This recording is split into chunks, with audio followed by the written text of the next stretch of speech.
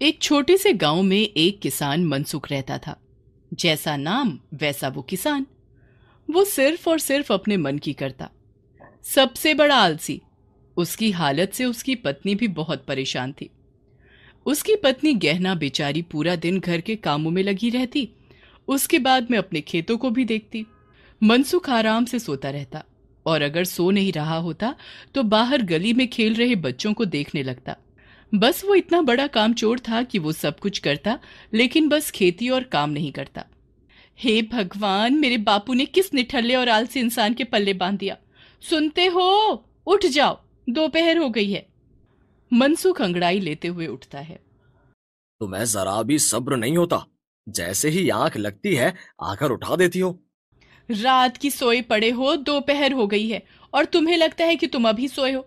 थोड़ी तो शर्म करो। मैं एक औरत बेचारी कब तक इस घर का काम करूंगी और कब तक खेतों को देखूंगी।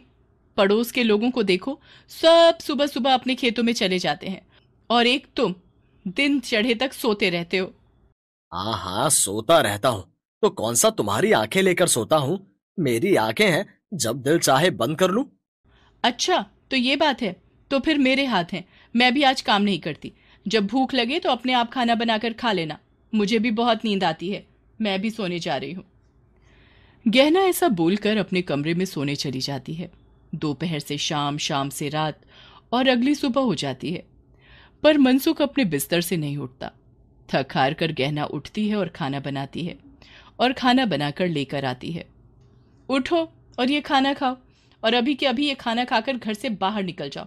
जाकर खेतों में काम करो। तुम्हारे जितना आलसी इंसान मैंने आज तक नहीं देखा। 100 आलसी मरे होंगे जब तुम पैदा हुए होगे।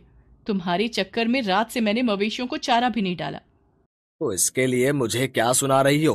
तुम्हें मवेशियों को चारा डालना था तो डाल देती, पर तुम्हें तो मेरी होड़ करनी है। मैं सोऊंगा तो तुम भी सोओगी। गहना फिर मवेशियों को चारा डालती है और अपने खेतों की तरफ निकल जाती है। वहां खेतों में अरे भाभी, आप रोज आकर खेतों में काम करती हो। कभी उस मनसुख को भी बोलो, कितना आलसी इंसान है वो। सब कुछ करके देख लिया भाई साहब, लेकिन वो तो कुछ सुनते ही नहीं है। मुझे तो ये समझ में नहीं आता कि एक इंसान इतना कैसे सो सकता है। अरे भाभी, वो काम चोर है, समझो इस बात को। जो किसान काम से बचता है वो इतना सोता है। आपको कुछ करना होगा, वरना तो आप इसी तरह मेहनत करती रह जाओगी। शाम के समय गहना थकी हारी खेत से वापस आती है तो देखती है मनसुख बाहर चारपाई पर आंगन में सो रहा है और एक कुत्ता आकर उसका मुंह चाट रहा है। ये देखकर गहना को बहुत गुस्सा आ जाता है। वो तुरंत सर पर रखे हुए हरे चारे को साइड में डालती है और बाल्टी भर कर पानी लाकर मनसुख के ऊपर डाल देती है। अरे अरे, पागल हो गई है क्या। ये क्या कर दिया। सारा बिस्तर गीला कर दिया। अब मैं रात को कहाँ सोऊंगा। तुम्हें मेरे ऊपर जरा भी दया नहीं आती। मैं पूरा दिन काम में लगी रहती हूँ और एक तुम हो कि पूरा दिन बिस्तर तोड़ते रहते हो। अब मेरे सब्र का बांध टूट चुका है। अगर कल से तुम काम पर नहीं गए तो मैं इस कुएं में कूदकर अपनी जान दे दूंगी। हाँ, कैसी पागलों जैसी बात कर रही है। एक काम के चक्कर में तुम अपनी जान क्यों दोगी। बस बहुत हो गया। अगर तुम कल सुबह काम पर नहीं गए तो मैं सच में अपनी जान दे दूंगी। अगली सुबह, उठो जी, उठो। तुम शायद रात की बात भूल गए हो, लेकिन मैं मजाक नहीं कर रही थी। उठो, अभी के अभी खेतों में जाओ और काम करो। मैं तेरी इस गीदड़ धमकियों से नहीं डरने वाला। तुझे जो करना है कर, पर मैं अपनी इतनी प्यारी नींद को छोड़कर खेतों में काम करने नहीं जाऊंगा।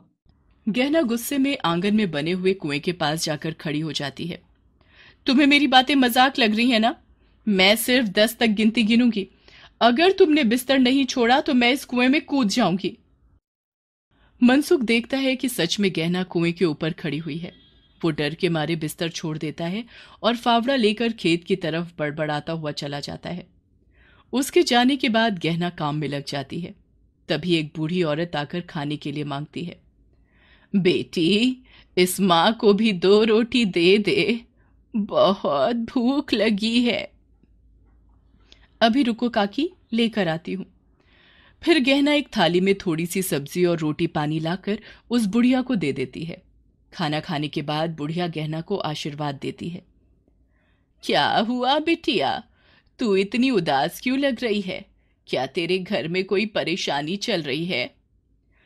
मत पूछो काकी, मेरी शादी कैसे निठल्ले और आलसी इंसान के साथ करा दी गई है, जो पूरा दिन सोता ही रहता है।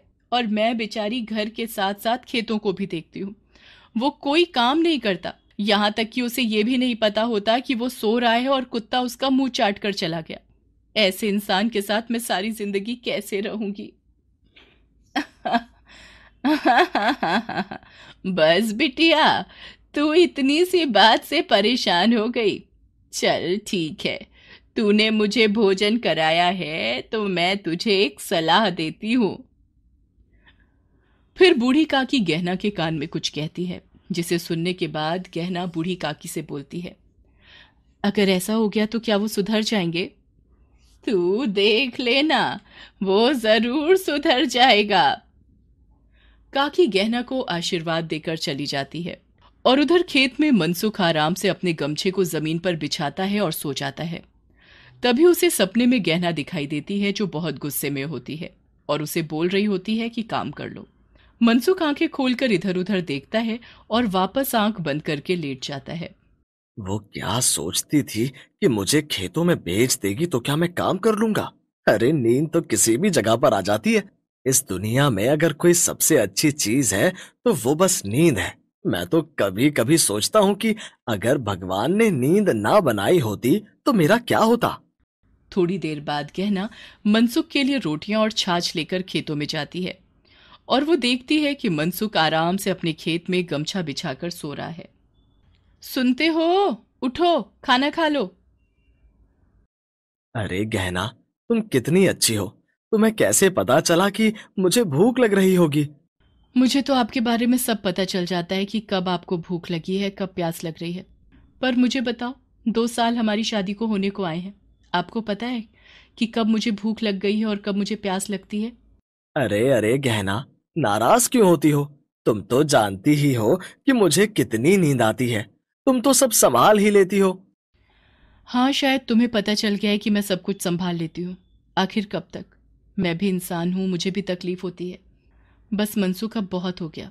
आज मैं समझ गई कि तुम्हें मेरे शब्दों की और मेरी कोई कदर नहीं है। ये मेरी तरफ से तुम्हारे लिए आखिरी खाना था। आखिरी खाना? कहना क्या चाहती हो गहना? इन 2 सालों में मैंने बड़ी कोशिश करी कि मैं आपका पूरी तरह साथ दूं, और मैंने दिया भी। आप हमेशा सोते रहते हो, हर काम को आगे पर टाल देते हो। मैं अपनी हारी बीमारी को भी नज़रअंदाज करके घर के काम और खेत के काम देखती रहती हूँ। लेकिन अब बस बहुत हुआ। मैं कल सुबह ही अपने घर चली जाऊंगी। अगर तुम्हें मेरी ज़रूरत है तो तुम काम करोगे, तभी मैं वापस आऊंगी, वरना मुझे लेने कभी मत आना। मनसुख सोचता है कि गहना गुस्से में है, इसीलिए ऐसी बातें कर रही है। शाम हो जाती है, वो दोनों घर आ जाते हैं। अगली सुबह गहना अपने कपड़ों की पोटली बांधती है और अपने मायके के लिए निकल जाती है। वो एक खत पर मनसुख के लिए संदेश छोड़ जाती है। सुबह से दोपहर हो जाती है। मनसुख को भूख लगती है तो वो उठकर देखता है कि घर में गहना नहीं है। रसोई बिल्कुल खाली पड़ी हुई है और मवेशी अपने खूंटी पर बंधे हुए रंभा रहे हैं। मनसुख सारे घर में गहना को ढूंढता है, पर गहना नहीं मिलती। वो भागकर खेतों की तरफ जाता है तो देखता है खेतों में भी गहना नहीं है। तभी उसे गहना की कल वाली बात याद आती है कि वो अपने मायके चली जाएगी। ये सोचकर मनसुख वहीं मिट्टी पर बैठ जाता है।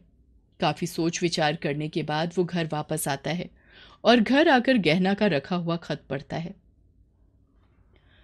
सबसे पहले वो मवेशियों को चारा डालता है। वो देखता है कि पेड़ के टूटे हुए पत्ते सारे आंगन में बिखरे हुए हैं। वो झट से झाड़ू उठाकर सारे पत्तों को इकट्ठा करता है।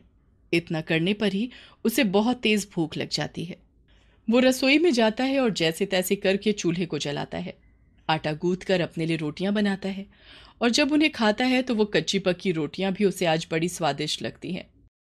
अगली सुबह मनसुख अपने खेतों में जाता है तो देखता है कि उसके खेत खाली पड़े हैं और जो थोड़ी बहुत फसल उगाई हुई थी वो भी बगैर पानी के सूख गई है।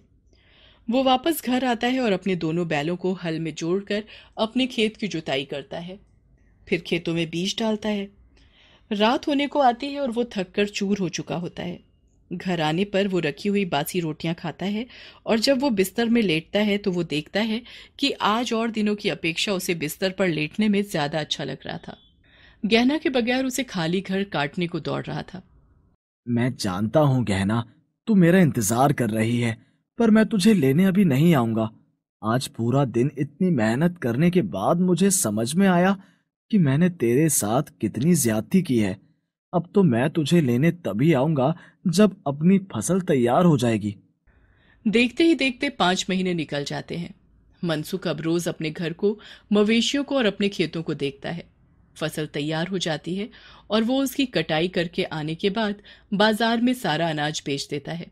और आते वक्त वो गहना के लिए एक सुंदर सी साड़ी खरीदता है, लाल रंग की चूड़ियां खरीदता है और उसे एक सुंदर से थैले में डालकर अगले सुबह अपने ससुराल के लिए निकल पड़ता है। जब मनसुख वहां पहुंचता है, जीते रहो जमाई राजा, जीते रहो, देर से आए पर दुरुस्त आए। गहना भी रोज आपकी राह देखती थी। गहना बहुत अच्छी है। उसने मुझे मेरी गलती का एहसास कराया और आज मैं गहना को लेने आया हूँ। मनसुख जाकर गहना से मिलता है। गहना, मुझे माफ कर दो। तुम आगे से आगे ही सारे काम कर देती थी। मुझे लगने लगा कि तुम तो सब कुछ कर ही सकती हो, तो मुझे क्या करने की जरूरत है। लेकिन जब तुम मुझे छोड़कर चली आई तो मुझे बहुत दुख हुआ, पर मुझे अक्ल भी आ गई। तुम घर चलकर देखो, मैंने सब कुछ संभाल लिया है और ये साड़ी और चूड़ियां मैं अपनी मेहनत की खेत की कमाई से लेकर आया हूँ। मुझे भी माफ कर देना, मैं आपको इस तरह छोड़कर आ गई। फिर मनसुख गहना को लेकर अपने घर वापस आ जाता है। अब दोनों पति पत्नी मिलकर काम करते और खुशी खुशी जीवन बिताने लगे।